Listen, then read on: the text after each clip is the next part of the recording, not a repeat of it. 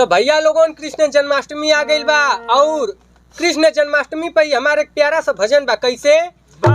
अरे जन्म लिए कान्हा मथुरा में, जन्म लिए कान्हा मथुरा में, जन्म लिए कान्हा मथुरा में, जन्म लिए कान्हा मथुरा में।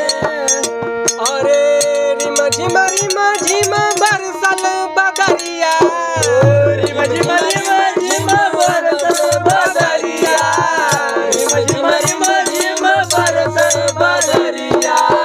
घन घन घोर छाई काली अंधेरिया, गजब रहल बाधा मथुरा में जन्म लिए कान्हा, मथुरा में जन्म लिए कान्हा, मथुरा में जन्म लिए कान्हा, मथुरा में। ये अभी रियल फर रहा सुना